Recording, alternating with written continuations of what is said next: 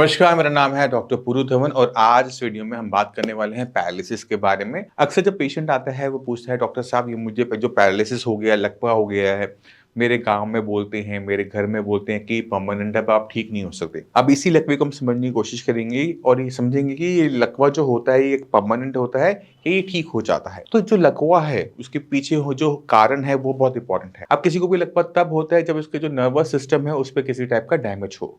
अक्सर हम देखने को मिलता है कि 90% जो किसी को पैरालिसिस होता है वो ब्रेन स्ट्रोक की वजह से होता है या ब्रेन हैमरेज की वजह से होता है। यानी ब्रेन के अंदर किसी टाइप का क्लॉट आ गया, जो ब्लड का सर्कुलेशन है ब्रेन के अंदर वो रुक गया, ब्रेन के किसी को डैमेज हो गया और जिस एरिया को डैमेज हुआ ब्रेन का वो जो काम करता था यानी आपके हाथ पैर को कंट्रोल करना वो काम करना कर दिया बंद, तो लकवा हो जाता है। दूसरा रीजन क्या होता है कि ब्रेन के अंदर जो खून की जो नलियां हैं वो फट गई, ब्रेन के अंदर जो ब्लड है वो रिसाव कर गया। अब जब ब्लड लीक कर जाता है, रिसाव हो जाता है ब्रेन के अंदर, तो एक हिस्से को नुकसान हो जाता है। अब ब्रेन का वही हिस्सा जो आपके हाथ पैर को कंट्रोल करता था वो डैमेज हो गया, तो आपके हाथ पैर में चलने की जो क्षमता है वो चली गई और आपको फिर से लकवा हो गया। इसी तरह से और रीजन भी होते हैं, जैसे आप पेड़ पे चढ़े हुए थे, गिर गए, चोट लगी, लकवा हो गया।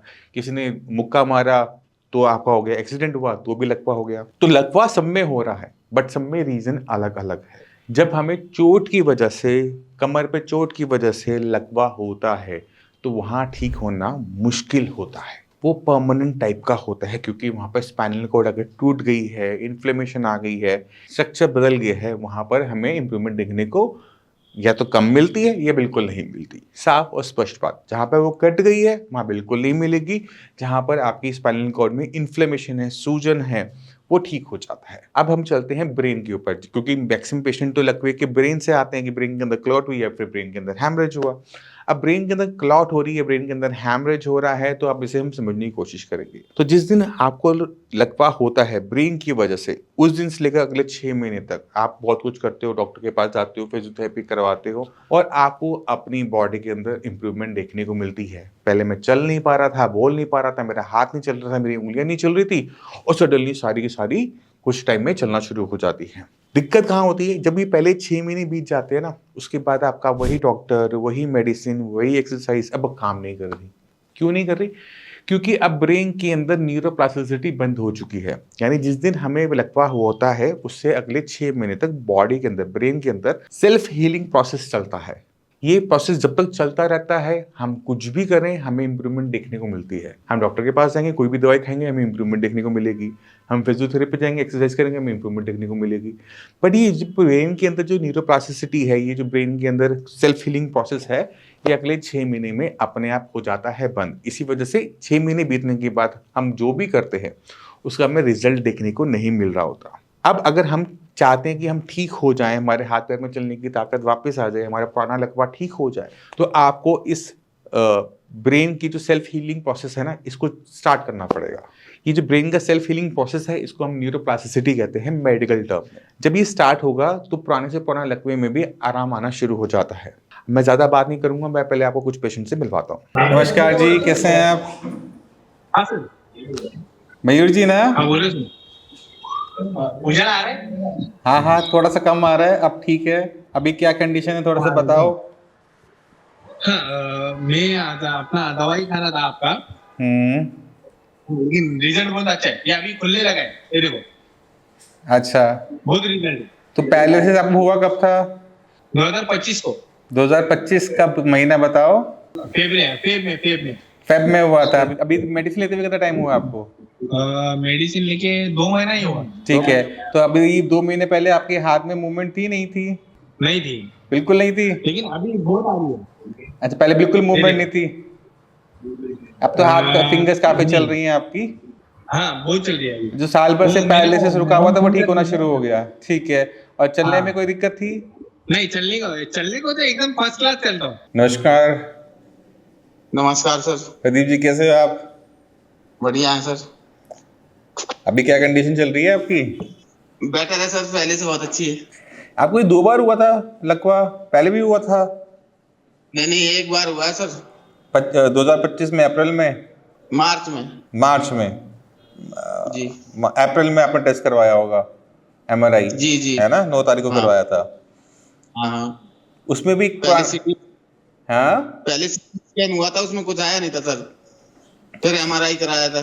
अच्छा, एमआरआई में तो हम्म। ऑल इंफ्राक्ट भी आ रहा है ना, पहले का भी बना हुआ है एक, छोटा सा रहा होगा, पहले बना होगा, उसके बाद दोबारा हुआ है। आपको सिम्टम नहीं आए थे पहले, फिर सिम्टम आए हैं आपको। जी। ठीक है, अभी क्या कंडीशन, हाथ दिखाओ कैसे चल रहा है।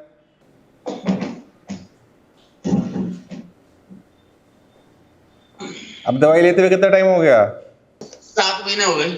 सात 7वां महीना चल रहा है। 7 महीने में सुधार सात बताओ। महीना 7 महीने पहले क्या थे, अब क्या हो गए 7 महीने में? हाथ में कुछ नहीं था सर। बिल्कुल जीरो था। 0 था। और चलने में, खड़े होने में दिक्कत थी तब? पहले तो बहुत दिक्कत थी, अब तो चलने लगा हूँ, डंडा पकड़ के चलता था पहले। अच्छा, चल के दिखाओ जरा एक बारी, कैमरा पीछे लेके जाओ।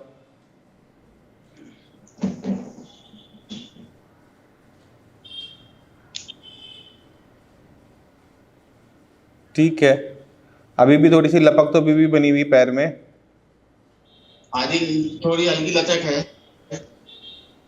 ठीक है, ये आपका उल्टा हाथ है ना, उल्टे हाथ में आपको मेहनत थोड़ी सी ज्यादा करनी पड़ेगी।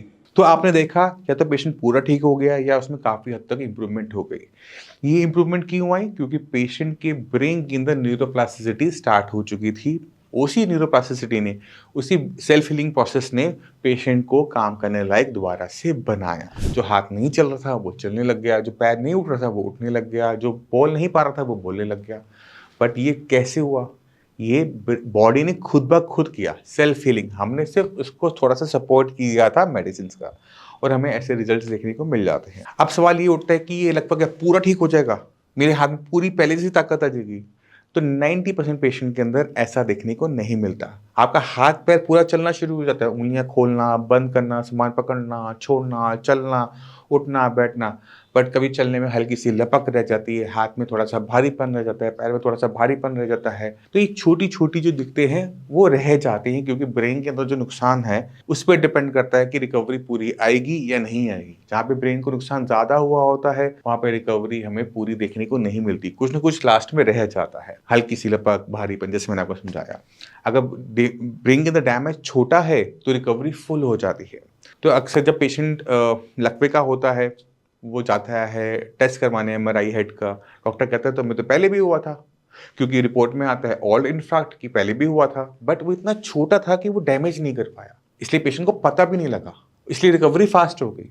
पर जब डैमेज बड़ा होता है तो हमें हाथ पैर का क्षमता जाते हुए देखने को मिल जाता है। तो आपको घबराने की जरूरत नहीं होती कि लगभग का जो आपका ब्रेन के अंदर जो डैमेज है वो छोटा है, बड़ा है, किस कारण से। आपको मेहनत करनी पड़ती है, जैसे आपने बाकी पेशेंट को भी करते और सुनना। अगर आप वो मेहनत करने को तैयार हो, अपने खाने को बदलने को तैयार हो, एक्सरसाइज करने के लिए तैयार हो और हमारे साथ मेहनत करने को तैयार हो, तो आपको रिजल्ट्स जैसे मैंने दिखाए वैसे आपको मिल जाते हैं। मैं उम्मीद करता हूँ इस वीडियो से आप काफ़ी कुछ समझ गए। फिर भी माइंड में कोई भी डाउट हो, मोस्ट वेलकम है, डॉक्टर्स की पूरी टीम है, आके मिलो, समझो, फिर आप आगे बढ़ना।